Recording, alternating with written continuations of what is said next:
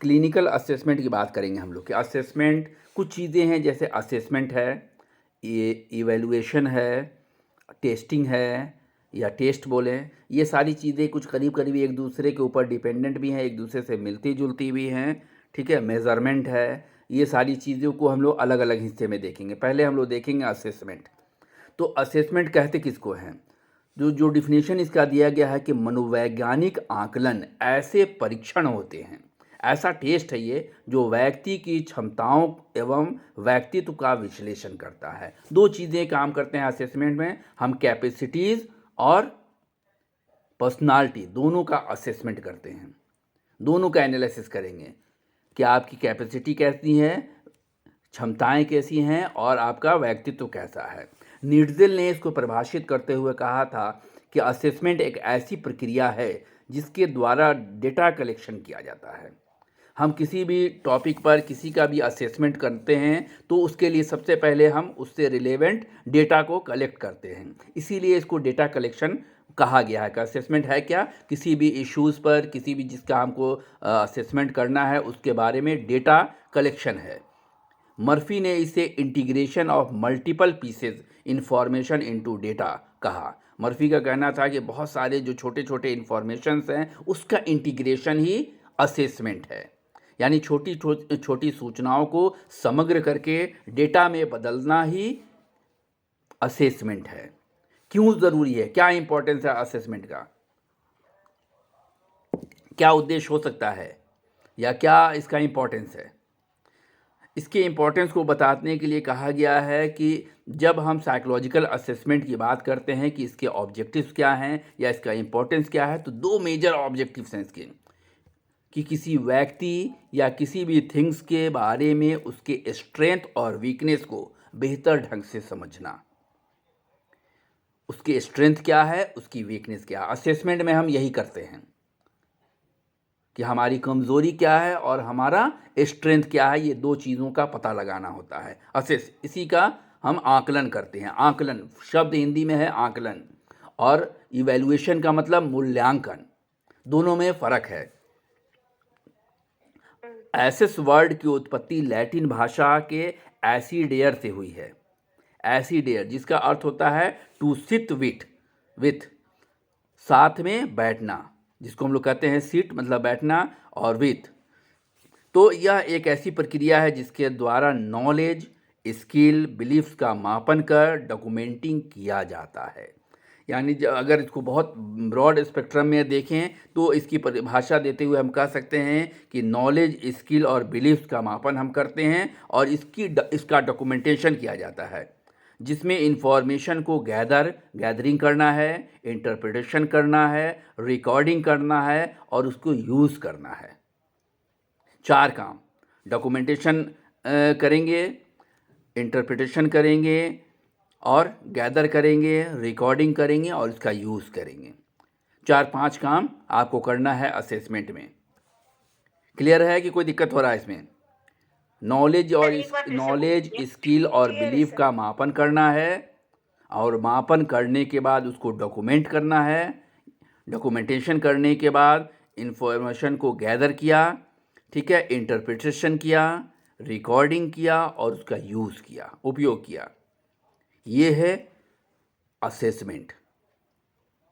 यानी जो सूचनाएं हैं उसको हमको क्या करना है, उसका मापन करना है, उसको डॉक्यूमेंट करना है, उसको गैदर करना है, इंटरप्रेट करना है, रिकॉर्ड करना है और उसको यूज़ करना है। उद्देश्य क्या होता है असेसमेंट का? उद्देश्य क्या है? डिसीज़न हम ले सकते हैं। जब हम असेसमेंट करेंगे किसी चीज़ का तो हम उसके बारे में डिसीज़न ले पाएंगे, एक निर्णय ले पाएंगे। स्क्रीनिंग करना, पर्पस क्या है? किसी भी चीज़ का, किसी भी व्यक्ति का हम स्क्रीनिंग कर रहे होते हैं। स्क्रीनिंग का सेंस क्या आता है? ओवरऑल आप उसको एस्टिमेट कर पाइए कि ये क्या चीज़ें इसमें हैं, क्या अच्छी चीज़ें हैं, क्या बुरी चीज़ें हैं। ठीक है, इन शॉर्ट सर हम कह सकते हैं to know the in depth information of a particular individual. हाँ ठीक है। बेसिकली क्वेश्चन जहां पर ये पूछा जाता है what the difference between test and assessment. ये क्वेश्चन बहुत पूछते हैं इंटरव्यू में। टेस्ट और असेसमेंट में क्या फ़र्क है? सर टेस्ट के थ्रू ही नामांकन करेंगे, मतलब असेसमेंट करेंगे। क्यों? असेसमेंट करने के लिए हाँ टेस्ट के थ्रू ही करेंगे। हाँ, तो वही असेसमेंट डाटा करने के का लिए तो टेस्ट का हम information इस्तेमाल जब करते होता- हैं। हाँ, टेस्ट टोटल से इन्फॉर्मेशन एक्यूरेट भी देंगे। रिजल्ट आएगा ना सर, असेसमेंट से तो एक अंदाज रहेगा। असेसमेंट करने के लिए क्या करना है आपको? Yes, आपको सबसे assessment पहले का एक इंफॉर्मेशन को इकट्ठा डाटा करना का है, कलेक्शन। उसको डेटा में कन्वर्ट करना है, ठीक है। इंफॉर्मेशन मान लीजिए कि किसी के बुद्धि के बारे में हमको असेस करना है, तो हम इंफॉर्मेशन कैसे करेंगे? टेस्ट लेंगे ना। एक रॉ डाटा हमको मिलेगा, एक डाटा जो मिलेगा उसको हम इंटरप्रेट करेंगे, ठीक है, उसको डॉक्यूमेंटिंग करेंगे, उसका इंटरप्रिटेशन करेंगे, रिकॉर्ड करेंगे, उसके बाद उसको यूज़ करके बताएंगे। तो ये ऑन द बेसिस किस पर होगा? टेस्ट पर होगा। और इसी के माध्यम से आप डिसीज़न ले पाइएगा कि ये आदमी एवरेज है कि बिलो एवरेज है कि एबव एवरेज है कि जीनियस है, ठीक है। स्क्रीनिंग भी बहुत इम्पोर्टेंट। इवैल्यूएशन हाँ, डिसीजन ले लिए तो इवैल्यूएशन हो गया ये। इवैल्यूएशन अलग चीज़ है, आते हैं। हाँ, अलग है तो हाँ, देखिए पहले तो आपको बताना है टेस्ट क्या होता है, और टेस्ट असेसमेंट का एक पार्ट हो सकता है। हाँ। असेसमेंट के लिए हम कोई टेस्ट भी यूज कर सकते हैं, केस स्टडी भी यूज कर सकते हैं, ऑब्जर्वेशन भी यूज कर सकते हैं, इंटरव्यू मेथड भी यूज कर सकते हैं। वो असेसमेंट का टेस्ट असेसमेंट का एक पार्ट है। टेस्ट क्या है? कोई भी, या साइकोलॉजिकल टेस्ट की बात करें, क्या है? एक ऑब्जेक्टिव एंड स्टैंडर्डाइज्ड मेजर है of a sample of behaviour of an individual. किसी भी इंडिविजुअल के बिहेवियर के सैंपल का एक स्टैंडर्ड, इसको मेजर करने का एक स्टैंडर्डाइज और ऑब्जेक्टिव मेजर है, दैट इज टेस्ट। टेस्ट क्या? टेस्ट एक स्टैंडर्डाइज टूल आप कह लीजिए या मेजर कह लीजिए, जिसके थ्रू आप किसी इंडिविजुअल के बिहेवियर को आप एसेस करते हो। वो भी एक सैंपल, पूरे सारे पॉपुलेशन को नहीं करोगे, एक छोटे ग्रुप को या कोई एक इंडिविजुअल के बिहेवियर को आप एसेस करते हो। और असेसमेंट क्या होगा? एक आपका ब्रॉडर कॉन्सेप्ट है असेसमेंट। टेस्ट के थ्रू आप एक एस्पेक्ट को एसेस करोगे, मेजर करोगे, जानोगे। और असेसमेंट, जैसे सर ने बताया कि स्क्रीनिंग ऑफ एन इंडिविजुअल या इंडिविजुअल की स्ट्रेंथ एंड वीकनेसेस को बताना, या असेसमेंट का जो लिटरल मीनिंग है टू सिट विद, कि किसी इंसान के साथ बैठने का मतलब क्या होता है कि आप उसके बारे में सब कुछ जानते हो। असेसमेंट में आपकी बहुत सारी चीजें इंक्लूड हो सकती हैं, और ये क्वेश्चन अक्सर पूछा जाता है, टेस्ट और असेसमेंट में क्या डिफरेंस है। जनरली लोग बोल जाते हैं कि मैंने असेसमेंट किया, मैंने टेस्ट किया, वो वाइस वर्सा यूज कर लेते हैं। टेस्ट, असेसमेंट एंड मेजरमेंट, तीन चीजों में डिफरेंस पूछते हैं अक्सर।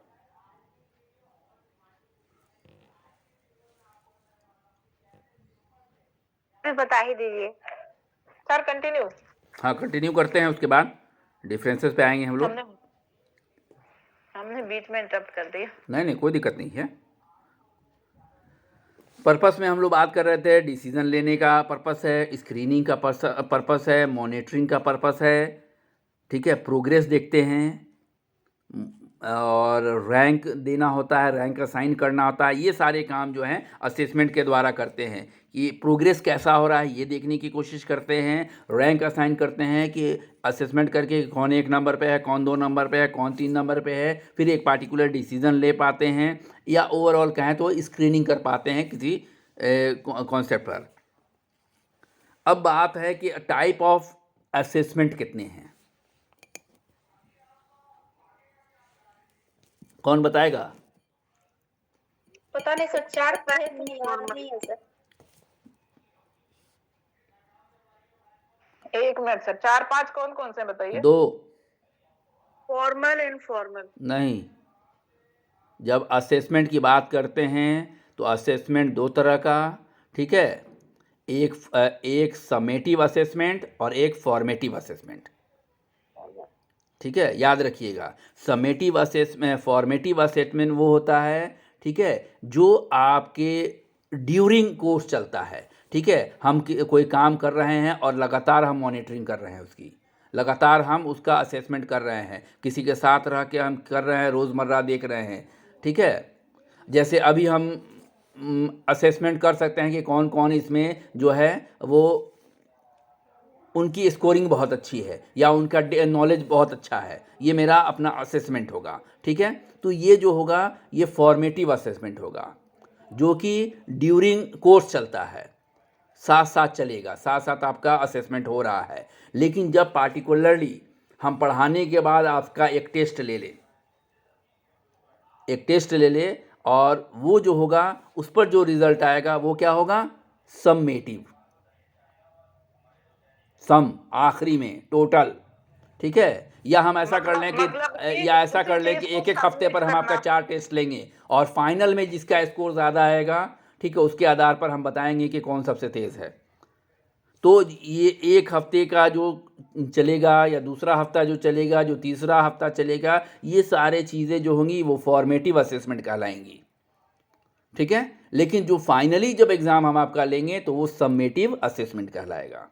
याद रखिएगा, ये हमेशा पूछता है, फॉर्मेटिव असेसमेंट और सम्मेटिव। सम यानी टोटल, हमेशा आखिरी में आएगा ये। परफॉर्मेंस के अंत में जब हम कोई असेसमेंट करेंगे तो वो सम्मेटिव, और परफॉर्मेंस के दौरान अगर कोई असेसमेंट करेंगे तो वो हमारा फॉर्मेटिव। ठीक है, अब एक सवाल आया था, ये फॉर्मेटिव और Summative। समेटिव है सर। हाँ। ये माइकल स्क्रिवेन के द्वारा 1967 में दिया गया था सर। माइकल स्क्रिवेन, SCRIVEN,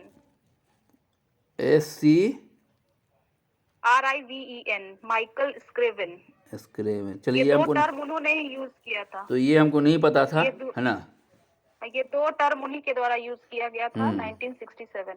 ये हमने पढ़ा था बेसिकली एमएड के कोर्स में, फॉर्मेटिव और हाँ, समेटिव हाँ, तो असेसमेंट, उसी में रहता है।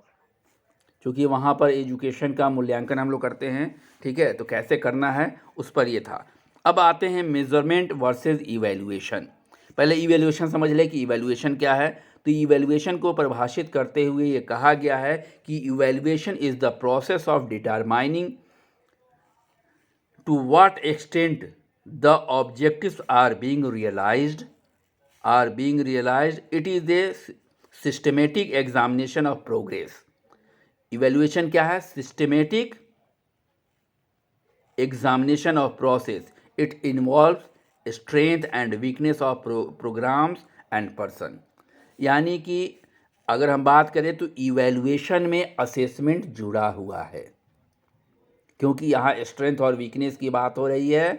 ठीक है, स्ट्रेंथ और वीकनेस हम देखते हैं, साथ ही साथ हम सिस्टमेटिक एग्जामिनेशन करते हैं। ठीक है, एक सिस्टम से उसका एग्जामिनेशन करेंगे कि क्या प्रोग्रेस हो रहा है, पहले बार में क्या प्रोग्रेस हुआ, दूसरे बार में क्या प्रोग्रेस हुआ, तीसरे बार में क्या प्रोग्रेस हुआ, और फाइनली क्या प्रोग्रेस हुआ, और उसी के अकॉर्डिंग जो है प्रोग्राम का डायरेक्शन तय किया जाता है। तो जितने भी बड़े प्रोग्राम बनते हैं, जैसे गवर्नमेंट ऑफ इंडिया के प्रोग्राम बनते हैं, जो भी, वो इसी इवैल्यूएशन पर डिपेंड करते हैं। इसीलिए हर विभाग में एक मॉनिटरिंग एंड इवैल्यूएशन पदाधिकारी होता है जो इवैल्यूएट करता है। ठीक है, 3-3 महीने पे वो प्रोग्राम को इवैल्यूएट करेगा कि प्रोग्राम का डायरेक्शन किधर जा रहा है, प्रोग्रेस क्या है। अगर प्रोग्रेस गड़बड़ जा रहा है तो प्रोग्राम में क्या होता है, चेंजेस लाने की ज़रूरत पड़ती है, चेंज ला के नए ढंग से फिर उसको इम्प्लीमेंट करना होता है। तो आपका इवैल्यूएशन जो है वो क्या है, क्या बोलेंगे इसको, सिस्टेमेटिक एग्जामिनेशन ऑफ प्रोग्रेस, जिसमें आपका स्ट्रेंथ और वीकनेस भी इंक्लूड होगा, और व्यक्ति का जो या जो उसका प्रोग्राम है उसकी कमज़ोरी और वीकनेस की बात कर रहे हैं। तो ये आपका हो गया इवैल्यूएशन, जिसको हम लोग कहते हैं मूल्यांकन। मूल्यांकन वैसे ही जैसे असेसमेंट होता है, ठीक है, वैसे ही होगा, लेकिन यहाँ पर हम प्रोग्रेस देखते हैं कि प्रोग्रेस कैसा जा रहा है, और उसके अकॉर्डिंग प्रोग्राम में चेंजेस लाया जाता है। बीच में ही प्रोग्राम बदल दिया जाता है अगर वो प्रोग्राम अपने ऑब्जेक्टिव्स को फुलफ़िल नहीं कर पा रहा है, ठीक है, वो अपने स्ट्रेंथ को नहीं पा रहा है, तो फ़ौरन ही उसको चेंज किया जाता है। योजनाएं इसीलिए बीच बीच में बदल जाती हैं। अब आता है मेजरमेंट वर्सेस इवैल्यूएशन। बहुत सिंपल सा डिफरेंशन है। अगर हम इवैल्यूएशन और मेजरमेंट में अंतर कर दें तो मेजरमेंट हमेशा क्वांटिटिव होगा और इवैल्यूएशन हमेशा क्वालिटेटिव होगा, क्वालिटी बताएगा वो। एक में हम मात्रा बताते हैं, एक में हम गुण बताते हैं। दूसरा है कि मेज़रमेंट जो होता है वो ऑब्जेक्टिव और क्या होता है, इम्पर्सनल, जबकि इवैल्यूएशन क्या होगा, सब्जेक्टिव होगा और पर्सनल होगा। पर्सनल होगा। ठीक है। इसी तरीके से मेज़रमेंट जो होगा वो साइंटिफिक बेस पर डिपेंड करता है, साइंटिफिकली अप्रोच रखता है, और इवैल्यूएशन जो होता है वो फिलोसफिकल अप्रोच रखता है। ठीक है। मेज़रमेंट जो होता है वो कंटिन्यू नहीं हो चलता है। ठीक है, मेज़रमेंट एक ही बार हम लोग करते हैं। ठीक है, लेकिन इवैल्यूएशन जो होता है उसमें कंटिन्यूटी देखी जाती है, लगातार इवैल्यूएशन चलता है। ठीक है, जब तक का प्रोग्राम है बीच बीच में कई बार इवैल्यूएशन कंटिन्यू करेगा। तो ये था मेज़रमेंट और इवैल्यूएशन में अंतर। 4 अंतर समझ लीजिए। एक तो क्वालिटेटिव वर्सेस क्वांटिटिव, दूसरा objective versus subjective, impersonal versus personal, scientific versus philosophical, continuation versus not continuation. है सर। हाँ, कोई एग्जाम में एवेल्यूएशन जो करते हैं कॉपी का, वो भी तो उसमें तो क्वालिटेटिव देखा जाता है।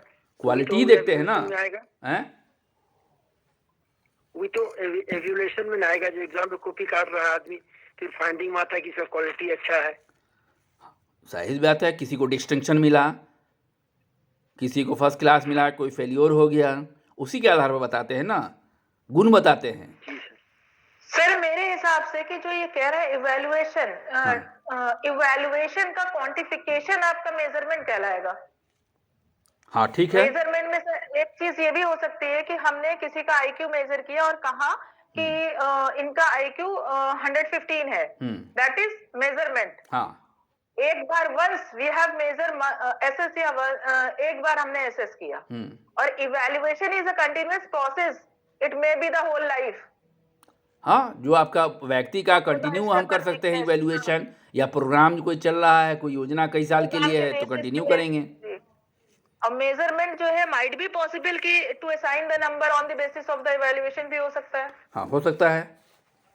हो सकता है ना सर। हाँ। और वो एक वंस भी हो सकता है, और प्रोग्राम कितना भी लंबा चल रहा है उसके बेस पे जब हम एंड पे जब हम नंबर असाइन करते हैं वो आपका मेजरमेंट हो सकता है। ठीक है, तो इसमें किसी को दिक्कत कोई? No sir. नहीं सर, नहीं सर। आगे बढ़ते हैं।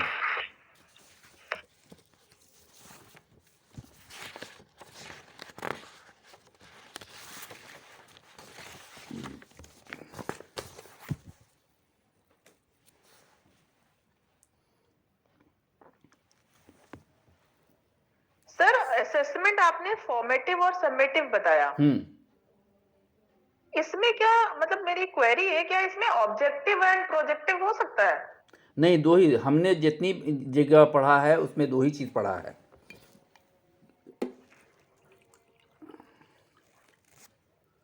ठीक है। लर्निंग से रिलेटेड जो पढ़े थे सर, उसमें 4 पढ़े थे सर, वही हमको याद आया। लर्निंग क्या से चीज़? रिलेटेड था। हाँ क्या था? लर्निंग असेसमेंट लर्निंग का पढ़े थे, उसमें हमको 4 याद था, इसलिए हम 4 क्या क्या था 4 बताइए। क्या था उसे जानने की कोशिश तो करें। असेसमेंट फॉर लर्निंग था, एक असेसमेंट ऑफ लर्निंग था, असेसमेंट इन लर्निंग था। ये डिफरेंट हो गया। Assessment of learning, assessment for learning. हाँ मैम ये लर्निंग में ज्यादा यूज होता है, मतलब कहा जाता है उसमें सीखने का आकलन, सीखने के लिए आकलन, सीखने समय आकलन, वो उस तरह का होता है, वो लर्निंग के लिए है सर। वो स्पेसिफिक हो गया।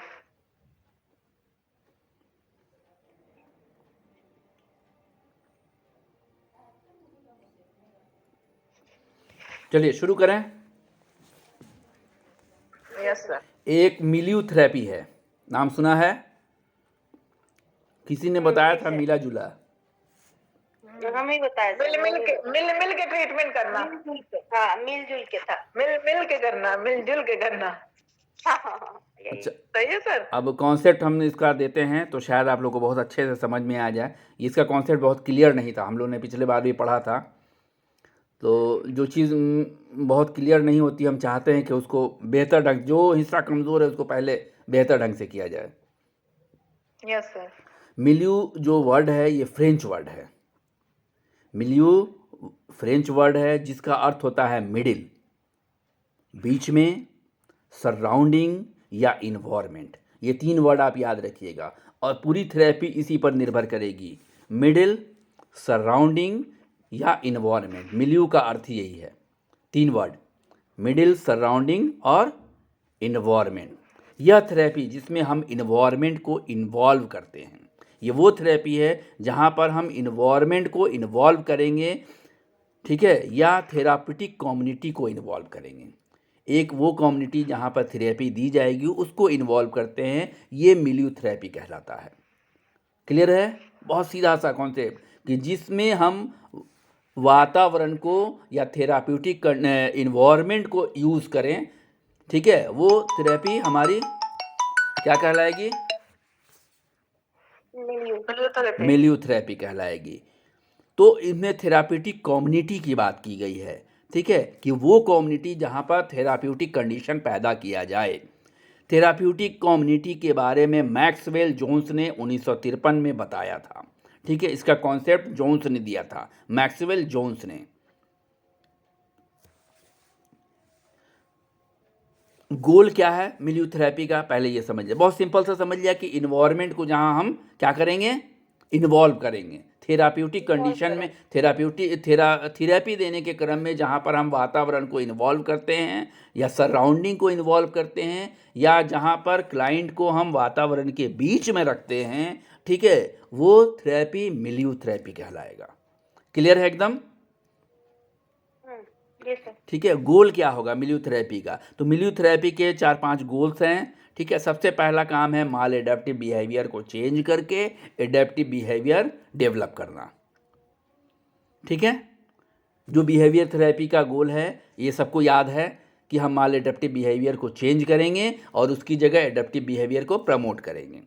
दूसरा है अर्ली रिकवरी को प्रमोट करना, जितनी जल्दी रिकवरी हो जाए, ठीक है, जितनी जल्दी हम उसको ठीक कर सकें।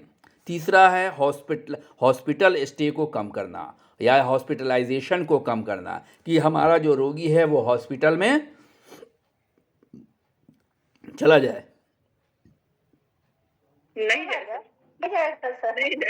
नहीं जाए, उसको एनवायरनमेंट में रखे हैं उसी के लिए, ठीक करने के लिए ना। हाँ। तो यही तो हम देख रहे थे, कितने लोग ध्यान से सुन रहे हैं कि हमारा जो रोगी है वो हॉस्पिटल में नहीं जाए, ठीक है। हॉस्पिटल स्टे को कम करना है, रीसोशलाइज करना है, हमको उसको सोशल कंडीशन में रख के फिर से सोशलाइज करना है, ठीक है। और साथ ही साथ उसमें सेल्फ कॉन्फिडेंस को प्रमोट करना है, ठीक है। सारे लोग मिलके उसमें सेल्फ कॉन्सेप्ट भरेंगे। तो ये है गोल उसका। सर तो यही तो कम्युनिटी साइकोलॉजी तो यही था सर। तो कम्युनिटी साइकोलॉजी में मिल्यू थेरेपी का करीब करीब मिला जुला चीज़ है ना, क्योंकि यहाँ तो कम्युनिटी थेराप्यूटिक इन्वायरमेंट पे हम रख ही रहे हैं, उसको कम्युनिटी के ही बीच में रख रहे हैं, ठीक है। तो कंफ्यूज नहीं होइएगा। सर इसमें मुझे लगता है एक डिफरेंस ये हो सकता है कि कम्युनिटी साइकोलॉजी हम बात करते हैं होल कम्युनिटी की, और मिलियोथेरेपी में जब हम बात कर रहे हैं एनवायरनमेंट की, तो वो होता है कि जिस सराउंडिंग में वो रह रहा है, उस सराउंडिंग में, हाँ। या एक छोटे ग्रुप की भी बात हो सकती है, जैसे हमें किसी को रिहैबिलिटेट करना है, वहां पर सर मिलियोथेरेपी हो सकती है। अब आप देखिए, आप आगे पढ़ लीजिए फिर आपको क्लियर होता चला जाएगा। अच्छा ठीक है। ऑब्जेक्टिव्स जो हैं इसके, सामाजिक वातावरण को क्या करना है, चिकित्सकीय अनुभव के लिए यूज़ करना है। जो समाज का इन्वायरमेंट है हम उसी को थेरेपी के लिए यूज़ करेंगे। सामाजिक जो वातावरण है वही आपका थेरेपी का आधार बनेगा। फिर रोगी को एक्टिव पार्टिसिपेशन कराना है, रोगी को सोशल रिस्पॉन्सिबिलिटी देनी है हमको कि तुम जिम्मेदार हो, तुम ये करोगे। फिर क्या है, शेयर्ड रिस्पॉन्सिबिलिटी, उसको शेयर रिस्पॉन्सिबिलिटी करानी है कि ये सामाजिक जिम्मेदारी है आपकी, ये काम आपको करना है। फिर रोगी में डिसीजन मेकिंग को डेवलप करना है कि तुम डिसीजन लो कि ऐसे कंडीशन में तुम क्या करोगे, तुमको करना है, तुम्हारे ऊपर जिम्मेदारी दी गई है। तो रोगी में हम डिसीजन मेकिंग को इम्प्रूव कर रहे हैं, रिस्पॉन्सिबिलिटी दे रहे हैं उसको, उसका एक्टिव पार्टिसिपेशन कर रहे हैं और समाज को ही क्या कर रहे हैं, थेराप्यूटिक इन्वायरमेंट बना रहे हैं। जिस समाज में वो रह रहा है वही हमारा इन्वायरमेंट है, उसी के साथ डेली एक्टिविटी हमको कराना है। आगे मिलेगा आपको, ठीक है। किस पर हम इसको यूज़ कर सकते हैं इस थेरेपी को? न्यूरोसिस के पेशेंट पे कर सकते हैं, ड्रग एडिक्शन के पेशेंट पे कर सकते हैं, पर्सनालिटी डिसऑर्डर के पेशेंट पे कर सकते हैं, ठीक है, सिजोफ्रेनिया के पेशेंट में भी कर सकते हैं इसको। और किस पर नहीं कर सकते हैं? डिप्रेशन पे नहीं कर सकते हैं, ठीक है, मैनिया पे नहीं कर सकते हैं, पैरानोइड पे नहीं कर सकते हैं, इस पर काम नहीं करता है ये थेरेपी। सिजोफ्रेनिया के पेशेंट पर कैसे करेंगे सर? हैं? सिजोफ्रेनिया के पेशेंट पर? सिजोफ्रेनिया का पेशेंट तो बड़ा शांत रहता है ना जी, तो उसको जिम्मेदारी देंगे, काम करो, चलो जिम्मेदारी लो, डिसीजन लो, काम करो, समाज के बीच में रहो, क्योंकि समाज के बीच में वो रहता नहीं है, ठीक है, तो उसको धीरे धीरे एक्टिविटी में डाला जाता है, ठीक है, इसलिए उसको डाल सकते हैं। लेकिन तो सर फिर ये उसमें भी हो सकता है, ऑटिज्म में ऑटिज्म में भी हाँ कर सकते हैं। कर सकते हैं, क्योंकि हाँ। वो उसमें ज्यादातर बहुत मुश्किल है, आसान नहीं है, बहुत हाँ। मुश्किल है इसको करना, लेकिन कर सकते हैं क्योंकि वो सोशली अलूफ होता है, उसको धीरे धीरे लेकर उसी के हिसाब से वो सीखने लगते हैं। सही बात है, उसको तो रखा ही जाता है लोगों के बीच में, उसको लर्निंग कराया जाता है लोगों के बीच में रख के, जी सर। ठीक है। डिप्रेशन के रोगी को इसलिए नहीं कर सकते हैं कि वो पार्टिसिपेट नहीं करेगा, पार्टिसिपेट करेगा ही नहीं, लो मूड में है, ठीक है, डिप्रेसिव एटमॉस्फेयर देखेगा तो वो तो और डिप्रेशन में चला जाएगा। नहीं जाएगा ही नहीं ना, आपके साथ वो एक्टिविटी करेगा ही नहीं, एक्टिविटी ही तो डल है उसकी। हाँ, एक्टिविटी भी डल है। दूसरा, जब कहते हैं ना कि डिप्रेसिव एटमॉस्फेयर होता है तो वो आप और ज्यादा लो हो जाते हैं। दूसरा, मैनिया के पेशेंट में नहीं कर सकते हैं, क्योंकि मैनिक फेज में अगर वो रहेगा तो क्या करेगा, समाज में कुछ ना कुछ नुकसान कर देगा, किसी का सर फोड़ देगा, किसी का कुछ कर देगा, एग्रेसिव बिहेवियर रहता है मैनिक में। और तीसरा, पैरानोइड पर्सनालिटी, इस पर नहीं कर सकते हैं क्योंकि ये समाज में जाएगा नहीं, ये सस्पिशियस पर्सनालिटी है, ठीक है, संदेही है हमेशा, ये सोशली विड्रॉवल रहता है, इसलिए आप इसको समाज में ले जाइएगा तो सबसे बड़े दुश्मन आप ही हो जाइएगा, समाज में। ठीक है। इसीलिए कहाँ पर इसको कर सकते हैं, कहाँ पर नहीं कर सकते हैं, ये देख लिया आपने।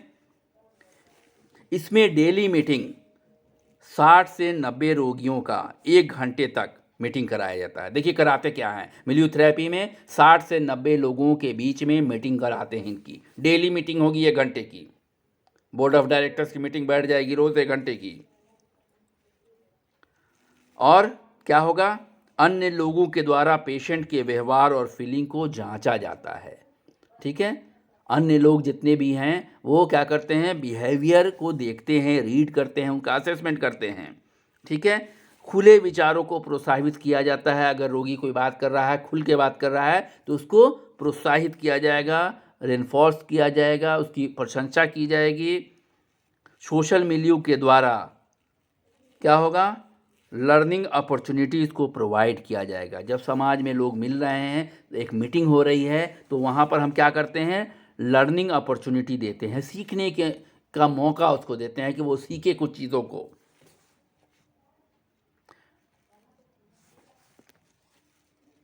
क्या फ़ायदा होगा इस थेरेपी का, एडवांटेजेस क्या होंगे अगर हम उसको 1 घंटा रोज़ करते हैं, ठीक है, रोज़ 1 घंटे की मीटिंग कराते हैं 60 से 90 लोगों का ग्रुप बना के, ठीक है, और मीटिंग होती है और उस मीटिंग में उसको बोलने के लिए कहा जाता है, अच्छे उसके जो ओपन विचार हैं उसको प्रोत्साहित किया जाता है, तो रोगी में क्या चीज़ डेवलप होगी, मोटिवेशन लेवल बढ़ेगा, इंसाइट डेवलप हो सकती है, कॉन्फिडेंस बढ़ेगा, सेल्फ कॉन्फिडेंस बढ़ेगा, लीडरशिप स्किल बढ़ेगा, ठीक है, क्या चीज, लीडरशिप स्किल बढ़ेगा, सामाजिकता को बढ़ावा मिलेगा, अपने और दूसरे की समस्या को समझने और सॉल्व करने का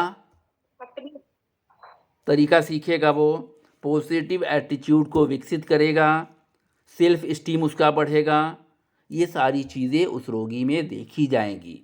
तो मिलियो थेरेपी बेसिकली करता क्या है कि इन्वायरमेंट में ही रख के थेराप्यूटिक इन्वायरमेंट कंडीशन बनाता है और वहीं पर व्यक्ति को रख के समाज के द्वारा ही उसको इम्प्रूव करने की कोशिश करता है।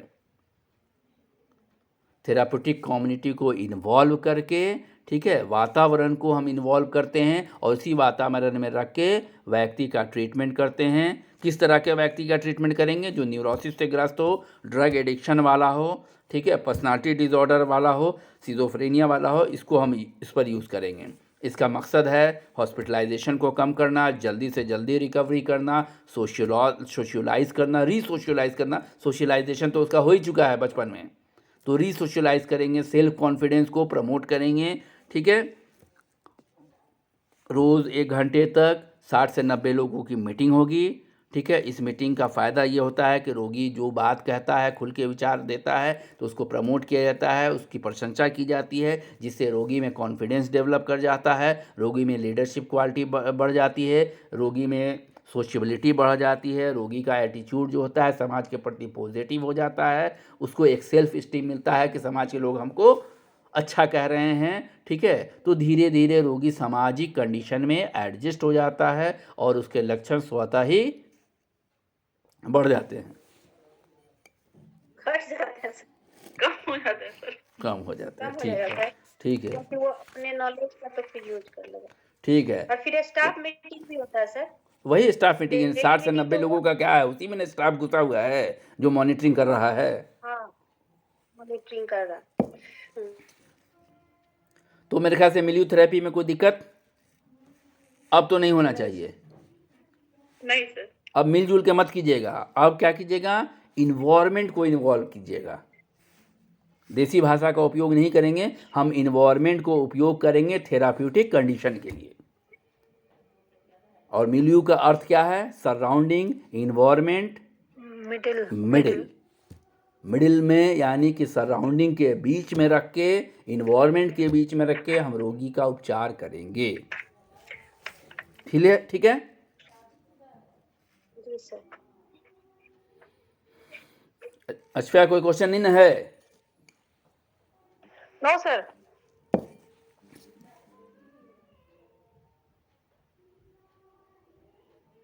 बाकी यानी सर इसमें पेशेंट जो है हाँ, खुद समझ जाता है कि कहाँ मेरा प्रॉब्लम है। वही तो इस तरह समझ का जो सीखता है ना। गेम ग्रुप गेम में जब वो रहता गेम है तो खेलता वही है। सीखता है। हमने बोला नहीं कि वह अपने एवं दूसरे की समस्याओं को समझता है और समझ जाता है और उसको सॉल्व करने का तरीका भी सीख जाता है, क्योंकि हम उसको मौका दे रहे हैं ना, हम उसको लर्निंग अपॉर्चुनिटी दे रहे हैं कि तुमको इसी समाज में रह के तुमको सीखना है, तुम्ही को करना है, ये तुम्हारी जिम्मेदारी है। और जब रिस्पॉन्सिबिलिटी मिलता है तो वो अपना सब कुछ तो बोलता डिसीजन है, फिर मेकिंग हो धीरे-धीरे जाता है, उसको डिसीजन लेने लगता है। हाँ, फिर कंडीशन इंप्रूव हो जाएगा।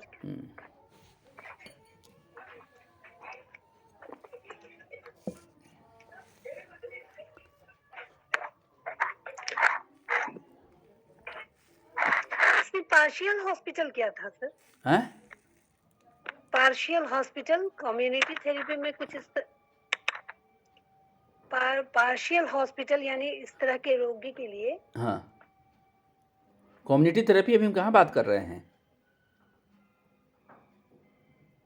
अच्छा, ये कम्युनिटी थेरेपी में है ना? कम्युनिटी थेरेपी पढ़ेंगे हम लोग कल। कम्युनिटी में रखकर ही उसका ट्रीटमेंट होगा। तो जब आप कम्युनिटी पढ़िएगा तो आपको मिलियो अपने आप क्लियर हो जाएगा कि क्या डिफरेंसेस है दोनों में। जी। एक थेरेपी और देख लें हम लोग, जी सर। टाइम है मेरे ख्याल से अभी। जी सर। एक बहुत कॉमन थेरेपी है CBT, जो अक्सर इंटरव्यू में पूछता है। बिहेवियर थेरेपी में वो सिंपल बिहेवियर थेरेपी नहीं पूछता है, वो यही CBT पूछता है, cognitive behaviour therapy. CBT talk therapy का एक प्रकार है। टॉक थेरेपी नाम सुना है, जिसमें हम बात करेंगे। जी सर। बातचीत की प्रक्रिया से कैसे बातचीत की प्रक्रिया के दौरान तो बातचीत तो सभी थेरेपी में करते हैं, साइको एनालिसिस में भी करते हैं। सर ने क्या पूछा? हमने कहा कि सीबीटी टॉक थेरेपी का एक प्रकार है। सर कौन सी थेरेपी का? अच्छा, टॉक थेरेपी का। टॉक तो सर थेरेपी तो सारी टॉक थेरेपी ही है। साइको एनालिसिस में ही हम बात करते हैं, लेकिन इसमें जो कम्युनिकेशन है ना, वो दो तरफा कम्युनिकेशन है। ठीक है, जब साइको एनालिसिस की बात करेंगे तो उसमें कम्युनिकेशन वन साइडेड है, रोगी बोलता है, एनालिस्ट सुनता है। सीसीटी क्लाइंट सेंटर्ड थेरेपी दो तरफा है। ठीक है, वो भी टॉक थेरेपी में रखेंगे उसको, जहाँ पर दोनों साइड कम्युनिकेशन हो, बातचीत चले। ठीक है, कपल थेरेपी में भी हम लोग बातचीत कराएंगे। दूर यार, साला बेवकूफ सब। तो सीबीटी टॉक थेरेपी का एक समान प्रकार है जिसका उपयोग मानसिक स्वास्थ्य को बेहतर बनाने के लिए किया जाता है, यानी मेंटल हेल्थ को इम्प्रूव करने के लिए हम सीबीटी का उपयोग करते हैं। यह एक शॉर्ट टर्म थेरेपी है, लंबी थेरेपी नहीं है, ज़्यादा दिनों तक चलने वाला नहीं है, क्योंकि ज़्यादा दिन आप बतियाइएगा तो गड़बड़ा जाएगा मामला, तो बतियाना कम ही है। ठीक है, बहुत लंबा नहीं चलेगा, शॉर्ट टर्म थेरेपी है जो कुछ सप्ताह से लेकर कुछ महीने तक ही चलती है। यह थेरेपी इस थ्योरी पर आधारित है। बेस किस चीज़ पर है ये समझना ज़रूरी है, कि इस थ्योरी पर आधारित है कि आपके थॉट पैटर्न, जो हम सोचने का हमारा पैटर्न है, वो आपकी फीलिंग्स को प्रभावित करता है। हम जिस ढंग से सोचते हैं वैसा ही फील करते हैं, और हमारी फीलिंग जो है वो हमारे बिहेवियर को प्रभावित करता है।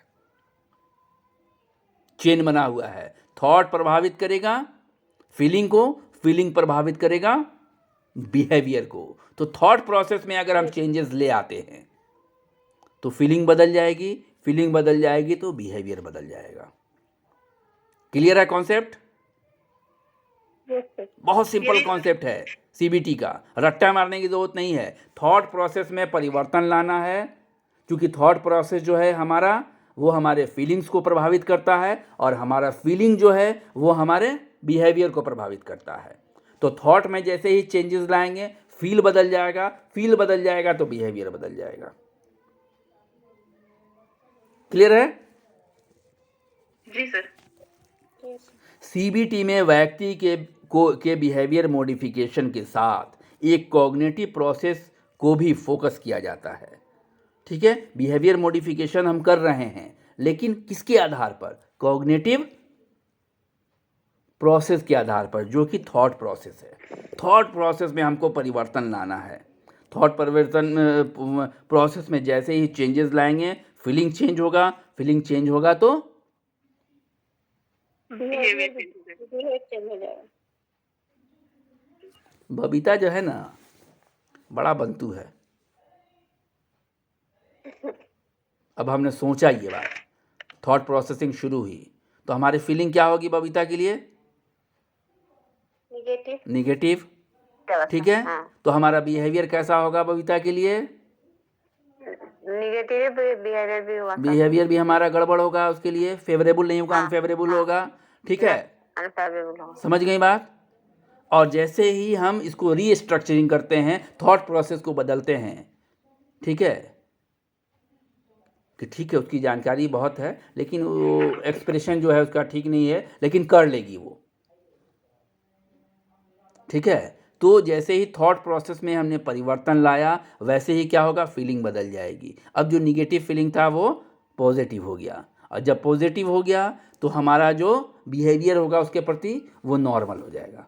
पॉजिटिव। ठीक है, बबीता सुन रही है कि नहीं सुन रही है? यानी सर स्कीमा में, यानी ये स्कीमा में ठीक है, सुन रहे सुन रहे।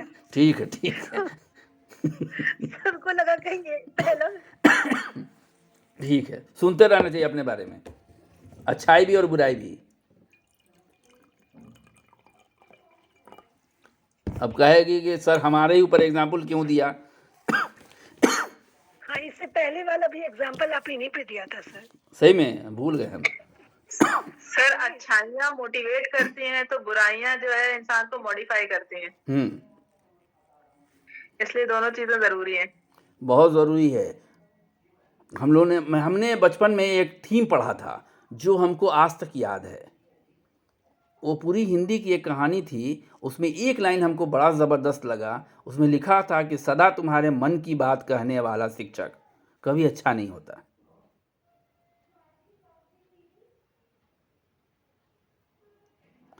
टीचर वो अच्छा है जो आपके अंदर कमी निकाले। यस सर, सही बोल रहे हैं सर। जो आपके अंदर कमी निकाल देगा तभी तो आप इम्प्रूव कीजिएगा। कह दे कि सब ठीक है तो आपके लिए तो भला नहीं कर रहा है वो। बिल्कुल बिल्कुल सही तो बात। जो भी व्यक्ति हमारे अंदर निकालता है गड़बड़ है, बड़े खुश होते हैं कि चलो किसी ने तो कुछ किया, किसी ने ये हमको मौका दिया कि हम अपने को इम्प्रूव कर सकें। जी सर। तो कभी भी घबराइए नहीं अगर कोई आपकी बुराई कर रहा हो या आपकी कमी बता रहा हो। बड़ी पुरानी कहावत है, निंदक नियरे राखिए आंगन कुटी छवाए, हाँ, औरों को शीतल करे, ए, आप दू, शीतल हो। दूसरा गलत हो लाइन गया। गलत लाइन हो गया। ये कबीर तो नहीं याद रहे तो आधे ही पे छोड़ देना है। किसी और का लाइन। अगला लाइन बोलिए सर। वो अर्चना ने जो बोला वो ये था कि ऐसी वाणी बोलिए। मन का जी, जी, मन का हाँ। खोए। यस, ऐसी वाणी बोलिए मन का आपका खोए। Yes yes yes.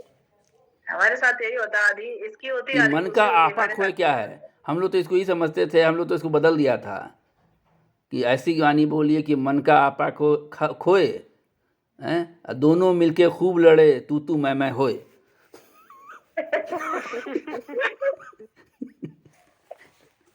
तो ऐसे एक वो भी है ना, उसको भी तो चेंज किया गया है, जो कहा है कि काल करे सो आज कर, हाँ, हाँ, आज करे सो अब, हाँ, पल भर में परले हुई कब बौरी विहन। तो इसको भी तो मॉडिफिकेशन आ गया। हाँ, आज कल करे जो सो काल करना है कर। वो परसों करो, जो परसों करना है वो अरे परसों तो इसको करो, तो हम जल्दी यूज क्या करते हैं ना, पड़े इसको तो हम परसों। यूज करते हैं पर्सनालिटी के टाइप ए और टाइप बी बिहेवियर में। अच्छा, पहला वाला आज करे काल करे सो आज कर, आज करे सो अब, type A personality. Type A personality. और टाइप आज बी में करे सो काल करे सो परसों, ये टाइप बी पर्सनालिटी। रिलैक्स्ड है एकदम।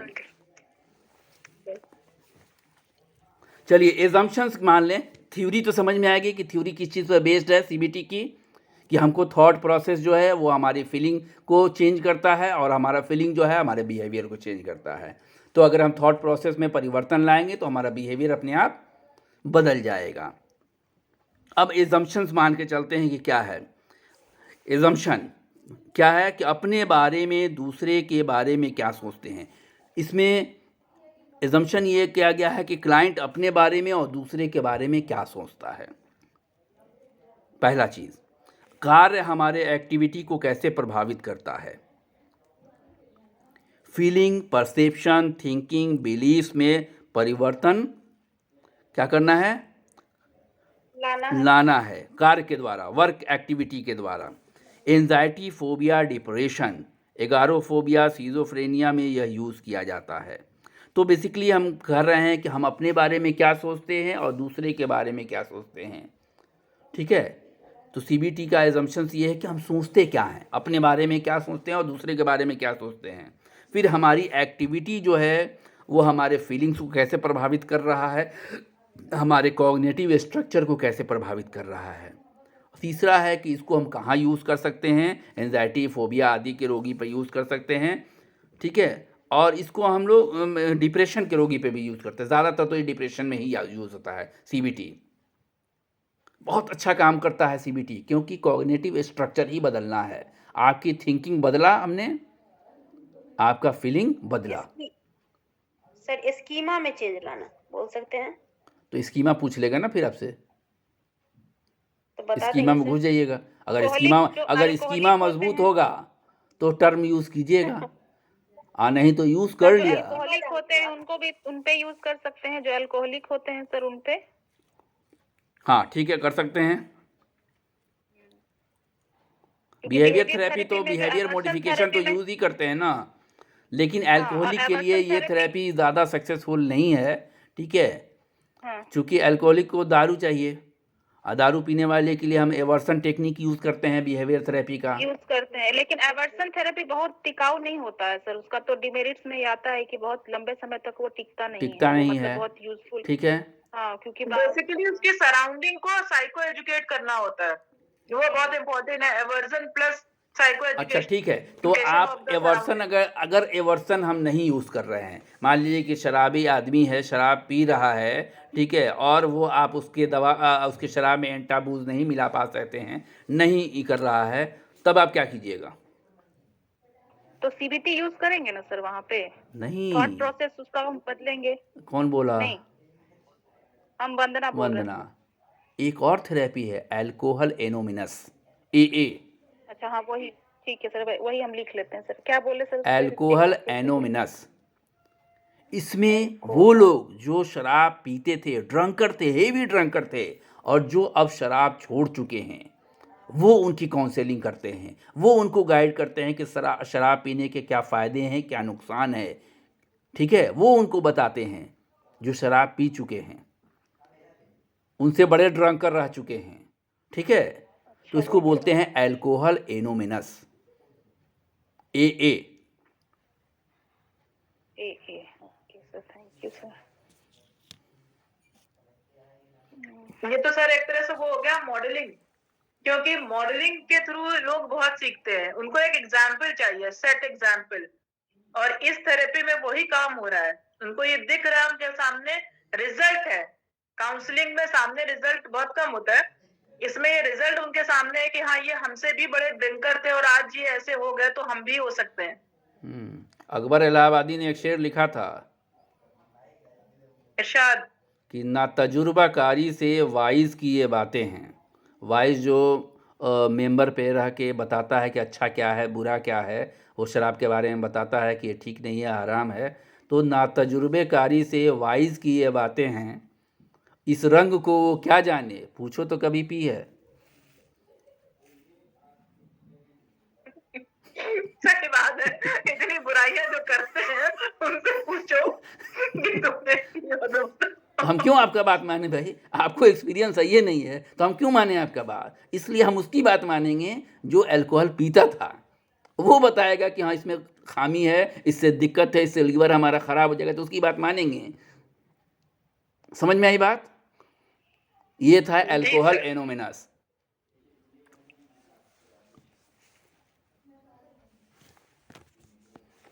चलिए, इसके बाद हम लोग बात कर रहे थे कि हाँ टाइप जो है इसके कुछ हैं CBT के।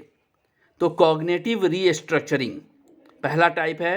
इसमें निगेटिव थॉट पर नज़र रखता है। जो थेरेपिस्ट होता है वो निगेटिव थॉट पर नज़र रखता है। एक्सपर्ट कुछ सवाल पूछते हैं जिससे निगेटिव थॉट की पहचान हो सके। कुछ बात करेगा, कुछ सवालों को रखेगा और निगेटिव थॉट को वो पकड़ता है कि कहाँ कहाँ निगेटिव थॉट है। पहचान कर लेने के बाद वह यह जान पाता है कि निगेटिव थॉट को कंट्रोल कैसे करना है। पहला काम रीस्ट्रक्चरिंग है और इसमें वो सिर्फ निगेटिव थॉट का पहचान करता है कि इसके पास निगेटिव थॉट क्या क्या है। दूसरा, गाइडेड डिस्कवरी। इसमें एक्सपर्ट रोगी के दृष्टिकोण से परिचित हो जाता है कि उसका नज़रिया क्या है। तो मरीज़ में विश्वास बढ़ाने के लिए वो लॉजिकल क्या करता है, लॉजिक्स को रखता है सामने, लॉजिकल प्रश्न को रखता है सामने और नए दृष्टिकोण से चीज़ों को परसीव करना सिखाता है। जब हम बात करते हैं गाइडेड डिस्कवरी में, तो आप लॉजिकली सवाल वो समझ गया कि इनका नज़रिया क्या है, तो लॉजिकली कुछ चीज़ों को रखता है। आज हम एक देख रहे थे, वो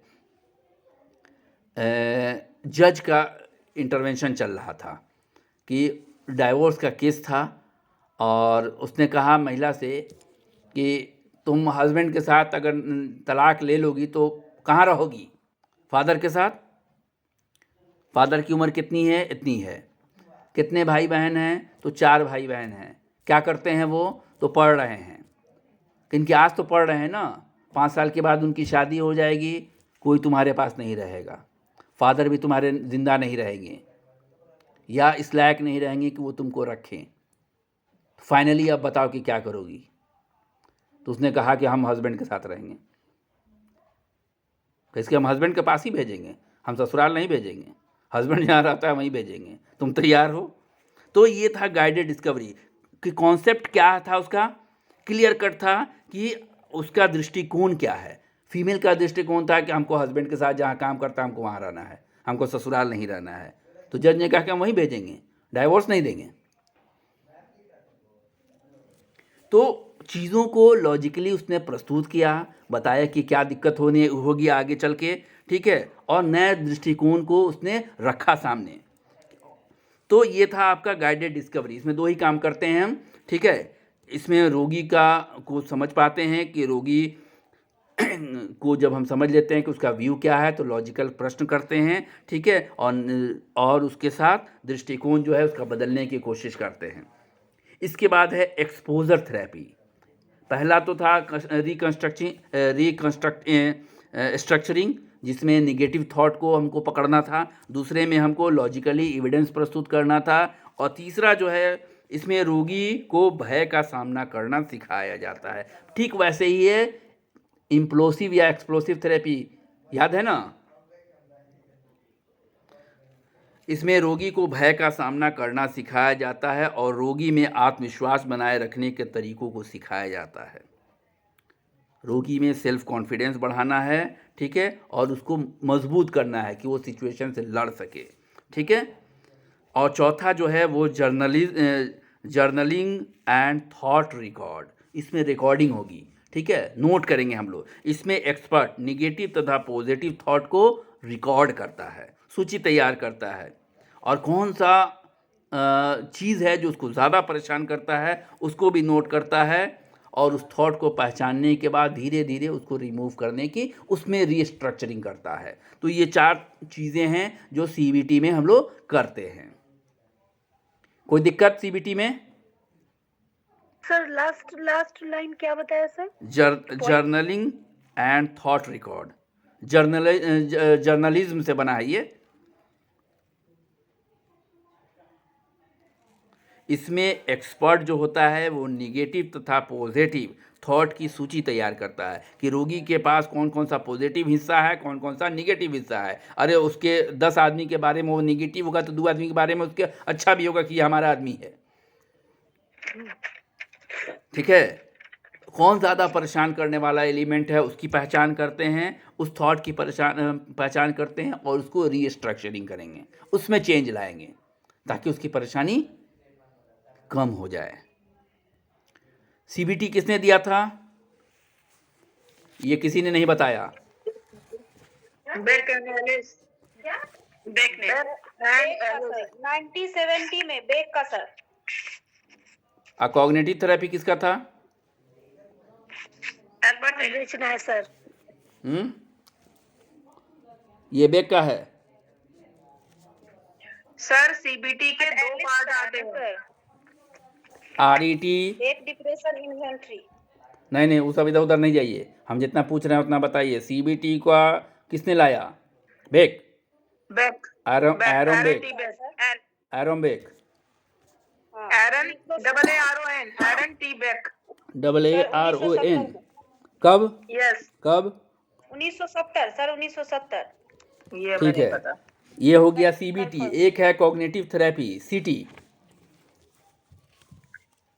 और एक है RET। हाँ तो सर CBT में 2 पार्ट है, एक बेक का दिया गया है और एक एलिस का दिया हुआ एलिस का है। एल्बर्ट RET किसका है? RET बल्कि REBT है, रेशनल इमोटिव। हाँ ठीक है, उसका नाम बाद में चेंज हो गया, REBT हो गया सर। हाँ। RET जो है ना इंग्लिश का दिया हुआ है 1958 में। ठीक है। हाँ एलिस का दिया हुआ है, एल्बर्ट एलिस का दिया हुआ जी। और ये बैक डिप्रेशन इन्वेंटरी अलग, सॉरी थेरेपी अलग हो गया सर। ये कॉग्निटिव थेरेपी उसी का पार्ट हो गया। CBT में 2 चीजें आती हैं, एक कॉग्निटिव थेरेपी है जो एरन टी बेक का पार्ट है जिसमें सर ने अभी जो बताया ये सारी चीजें हैं। दूसरे पार्ट में REBT है, वो एलिस का दिया हुआ है। एक और है जिसमें स्ट्रेस इनक्यूलेशन। मॉडल है। एक और है स्ट्रेस इनक्यूलेशन। अच्छा वो भी है। कल चर्चा CBT करेंगे में? उस पर, अभी सब हम कर रहे हैं, ठीक है। एक्जेंशियल थेरेपी को भी तैयार किया है, फिर से लोगोथेरेपी भी तैयार हो गया है। ये सब हम लोग कर लें। बाकी सारी थेरेपी तो सबको पता है, सब टेक्का है। टेक्का जानती हैं? इसका सिर्फ एलिस जो बोलिए इनका सेशन कब है? 1958। इंटरव्यू के हिसाब से मुझे लगता है ईयर वियर तो नहीं पूछते हैं, बस नहीं, आपका आप concept आप जानना सीबीटी चाहते हैं। पूछ दिया था, आप बता दीजिए, उसको लगेगा इम्प्रेसिव नहीं, होगा। मेरा ना एक्चुअली डिप्रेशन का मैं स्केल लगाए हुए हैं, हाँ। इसीलिए ये याद किए हुए थे। 97 बैक डिप्रेशन इन्वेंट्री मेरा लगा हुआ, इसीलिए याद किया। अरे हमको लेकिन सीबीटी बैक बड़ा डिप्रेशन इन्वेंट्री सीबीटी हमारे लिए 1970 बड़ा का है। ही क्रिटिकल इशू था। क्या सर? हमारे यूनिवर्सिटी के जो हेड थे, बड़ा अच्छा पढ़ाते थे, सुरेंद्र सर, अभी आरा के थे वो, तो भोजपुरी में पढ़ाते थे वो। तो हमने नया नया कोचिंग जब खोला तो एक दिन हमको मिल गए सब्जी मंडी में। उन्होंने कहा कि क्या कर रहा है? हम कहा सर पढ़ा रहे हैं। तो खूब जोर हंसे कि ते जानत भी बाड़े कि सीबीटी का होला। तो हम कहा हाँ सर, कॉग्निटिव बिहेवियर थेरेपी। तो ऐसे हमको देख के आप पीठ ठोके हमारा, कहा कि ना ना बहुत बढ़िया। तो उसके बाद उन्होंने एक चीज़ और पूछा हमसे कि तो डीएसएम डायग्नोस्टिक स्टैटिकल मैनुअल मेरे पास था उस टाइम। तो उन्होंने कहा कि डीएसएम जानते हैं? हम कहा हाँ सर, स्टैटिकल मैनुअल है बुक मेरे पास। अरे है, जल्दी ला के दो हमको। तो बड़े अच्छे थे, पढ़ाते बड़े जॉली मूड में थे, बहुत अच्छा पढ़ाते थे, भोजपुरी में पढ़ाते थे। लेकिन अच्छा लीडरशिप, अच्छा परिभाषा बताओ तो तनी। तो कोई बताया तो कहे कि ई तो ऊ कहलस, ते का कहले ई बताओ। सर तो पढ़ने में आप लोगों को मजा भी आता होगा। अरे बड़ा डिसिप्लिन थे वो। रेलवे क्रॉसिंग के पास एक कॉलेज था, अगर लेट हो जाए तो अंदर एंट्री नहीं थी। तो बाहर खड़े हो गए हम, क्लासरूम के बाहर ही कर दिया उन्होंने। बैठे रहे, क्लास लिया उन्होंने, पूछा कि कहाँ लेट हो गए? तब कहा सर क्रॉसिंग था, ट्रैक पर ट्रेन खड़ी थी, आधा घंटा हम तो फंस गए। तो उनको लगा जेनविन, तो उन्होंने कहा कि बैठो यहाँ, और फिर से पढ़ाया क्लास। कहा कि नहीं फिर से पढ़ाएंगे, यहाँ मेरी गलती है कि हमने तुमको आने नहीं दिया। अच्छे टीचर रहते हैं। सर सीबीटी में एक बात पूछी थी सर। Hello sir. हाँ बोलिए सुल्तान। सीबीटी में एक बात पूछी थी। हाँ। एक जगह से कहीं पे हम पढ़े थे। हाँ। इसमें 2 साल के लिए एक वैध प्रमाण पत्र जारी की जाती है, और ये जो है प्रमाण पत्र कानूनी रूप से सड़क पर चलने के लिए, सवारी करने के लिए अनुमति देती है। ये क्या है सर? सीबीटी। आज तक मुझे नहीं सुना। हाँ, सीबीटी में एक जगह पढ़े थे हम, सीबीटी प्रमाण पत्र। ये हमारे रहमान सर बताएंगे, मोती रहमान सर, टेक्निकल चीज़। उनके पास एपीए का गाइडलाइन बहुत है, वही बता सकते हैं। हमको ऐसा कोई आइडिया नहीं कि कोई प्रमाण पत्र भी बनता है सीबीटी का। हाँ, हमको लगता है सर कि वो रोगी को दी जाती होगी, सड़क पर चलने के लिए, सवारी करने के लिए अनुमति देते हैं कानून 2 साल के लिए। अरे सिर्फ CBT के लिए? सीबीटी और में उस हम सड़क कर पर क्या रहे हैं? चलने के थेरेपी है ना, कोई रोगी तो है नहीं, कोई रोगी नहीं ना है जी। सीबीटी थेरेपी है। थेरापी है सर। तो इसमें थेरेपी में किस तरह पढ़े थे सर? मतलब थेरेपी को क्या कर सकते हैं हम? अगर कोई रोगी सिजोफ्रेनिया का होगा तो उसके लिए सर्टिफिकेट बन सकता है कि सिजोफ्रेनिया का रोगी है या डिप्रेसिव रोगी है। हाँ, लेकिन थेरेपी के लिए क्या बनेगा? नहीं, वो नहीं सर, मेरे कहने का मतलब है कि सर इसमें दिया हुआ था कि जब आप सीबीटी पास कर लेंगे तो आपको 2 साल के लिए एक अरे वैध प्रमाण पत्र ओह जारी सुनिए किया सुनिए जाएगा। सुनिए, सीबीटी का होता है कंप्यूटर बेस्ड टेस्ट।